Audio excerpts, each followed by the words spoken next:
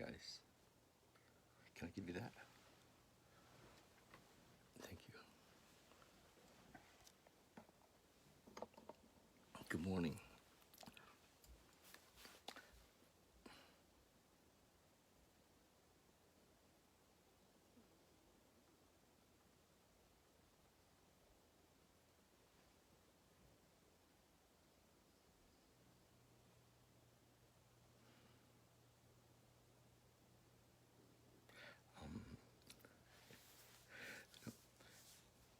Mean to be weird. I was just sitting with something for a minute, and this idea for me to be sitting in front of the camera, not saying something might seem a little strange, and yet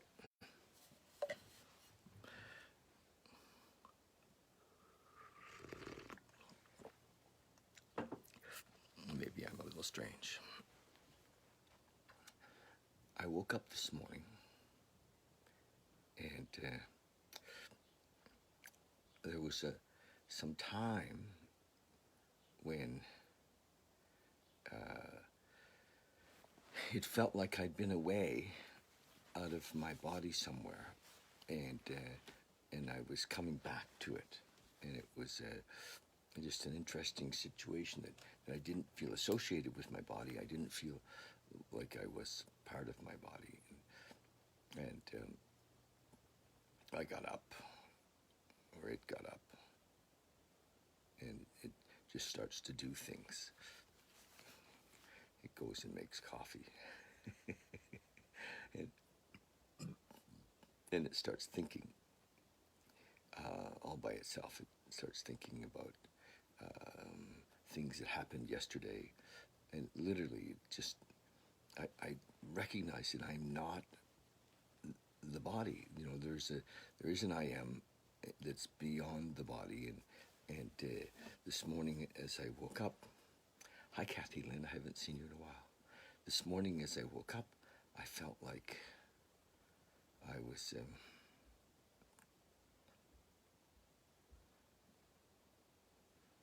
more that wasn't the body, or wasn't the thoughts, than that was. Sometimes this is quite attached, or quite integrated in the persona, in the personality, in the thing that's living out its time here, which is not me in a way. And I know it's hard to even talk about in a way. If I'm not my body, who am I? If I'm not my thoughts, who am I? If I'm not my emotions, who am I?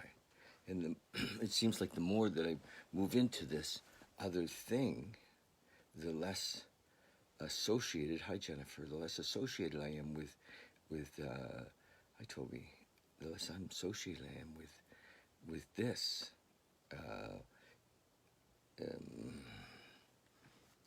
persona, play of life, this play of life, this, you know, the less connected I feel to it, you know, and I watch my thinking say, well, yeah, but, you know, you need to talk to people. I don't feel like I do anymore. It's like, oh, yes, of course, yes. You know, I live with people, and but the less, I don't know, I just feel so much more at peace, not having anything to do with anything. And yet, there's this job, and there's you know, dramas going on around that I guess in some way I'm part of, and there's family, there's all this stuff happening, but who am I in that? And I love, you know, don't take it too seriously, because it's you know, if I take it seriously, then I'm attached. If I watch it, if I observe it, and don't get wrapped up in all that it's doing and all that it's saying, then it's just, like, oh, look at this. And then it kind of wants to say less or do less. And then there's a part of me that complains a bit about that and says, well, you should be doing this or you should be doing that.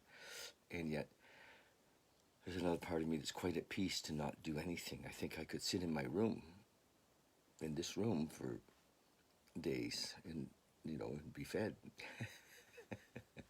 Anyway, that's who are you? Who and so much of now I see and I feel like I honestly would like to be feeling more of a sense of compassion for others in my life who are really attached to outcomes and really attached to results and really attached to how they look, and to just have more compassion and let go of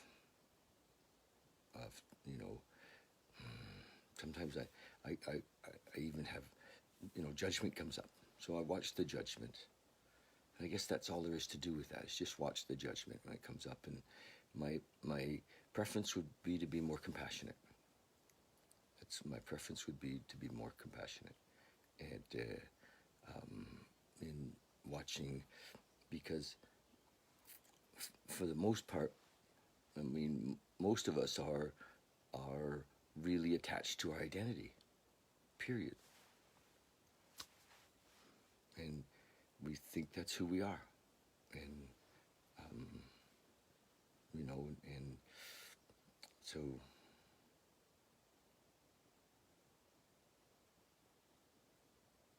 maybe that's not going to change. That's okay. Right. So one of the things that does happen in the 12-step program, because that's what we've been talking about here on this reading, is we do shift. We have a psychic change, which is a shift of identity, a huge shift of identity. And sometimes we there's this, okay, I'm going to go from being a hopeless alcoholic addict to a person who has God in their life and serves and helps others. So we trade one identity for another, and that's okay, because one certainly seems healthier. And but imagine that somewhere also in that is a surrender of even the new identity. So we actually just surrender to this power greater than ourselves. Any idea what date it is? Thank you. By the way, if you have any comments, you can share them. Say so. Hello. We'd love to have your comments, and Trevor's here with me. And if you have a question, questions sometimes get things going a bit, and that would be awesome on this morning. So maybe we're switching from one identity of the hopeless, drunken, alcoholic, and addict, and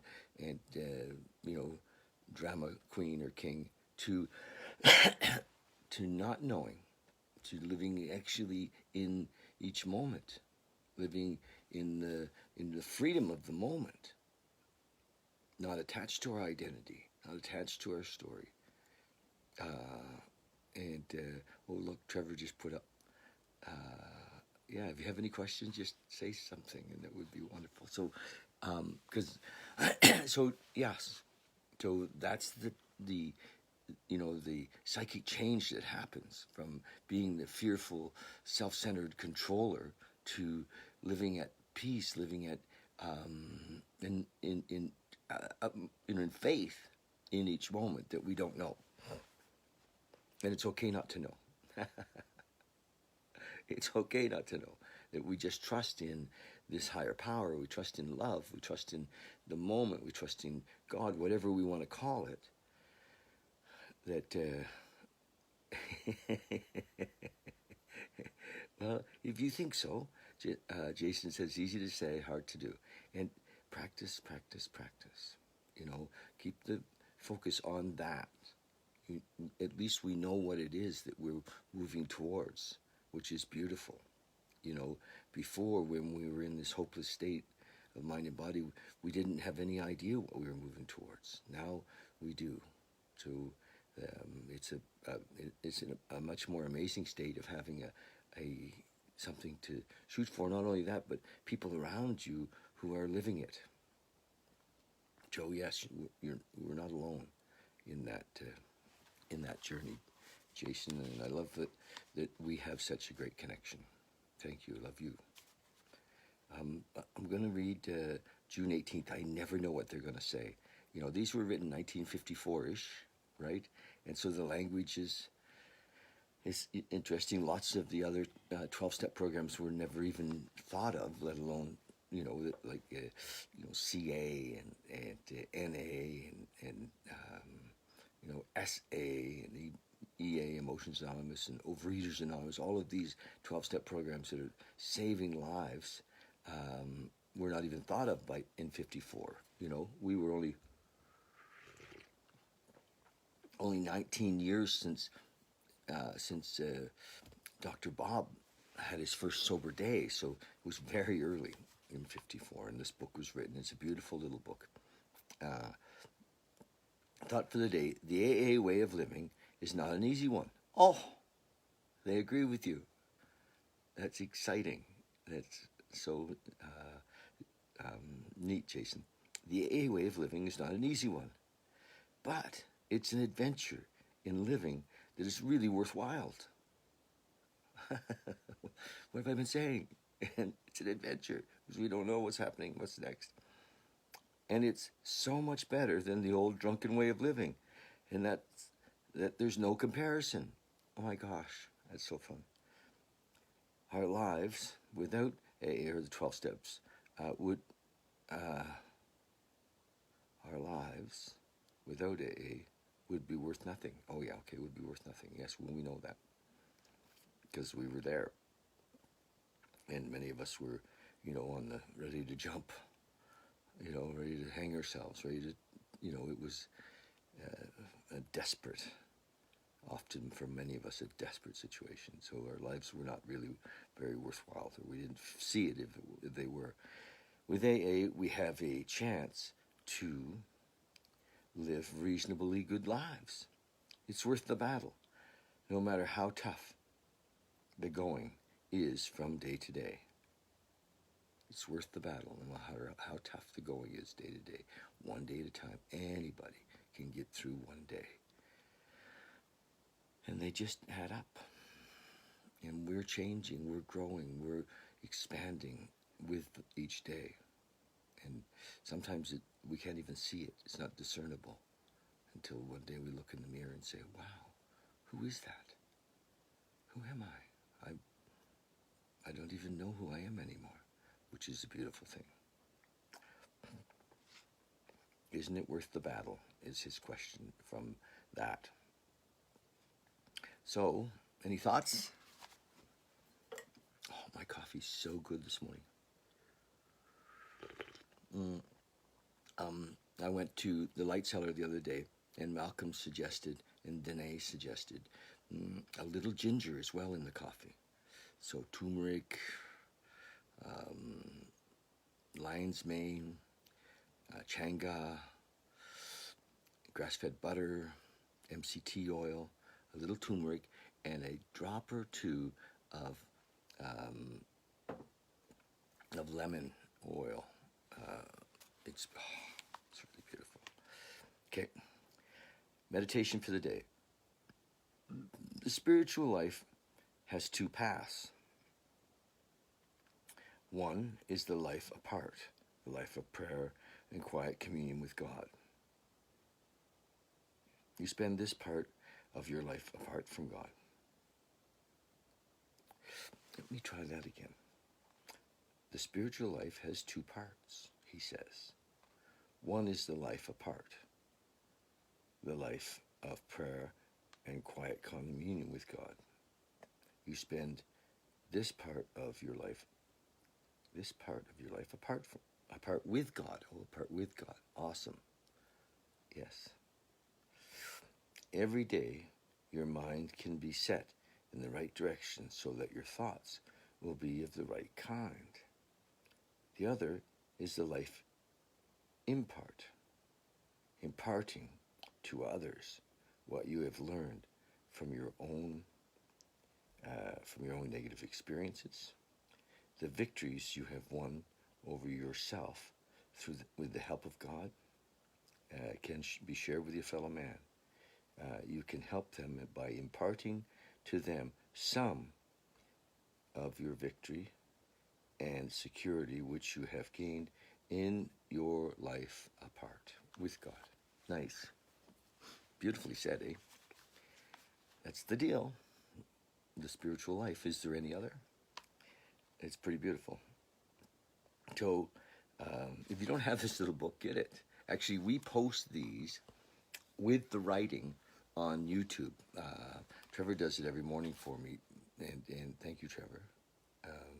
Trevor does it every morning for me, and so we post the writing if you want to go back over it, and on YouTube, the channel, the Valley and Beyond channel. Love it if you subscribe to that, and if you want to go and read these over, that would be awesome. Prayer for the day. Hi, Ruth Ann. Nice to see you, my love.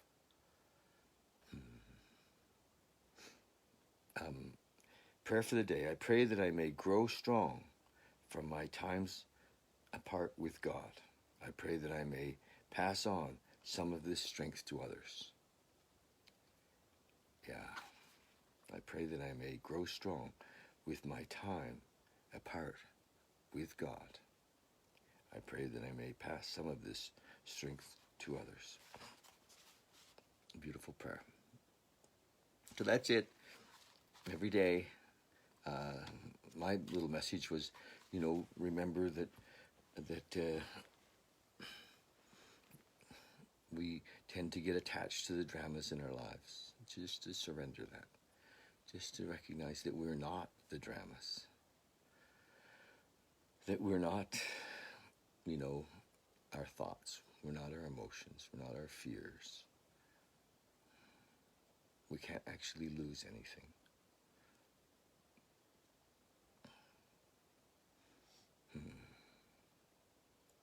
My grandfather used to say, Glenn used to say, you never saw a U-Haul trailer behind a hearse.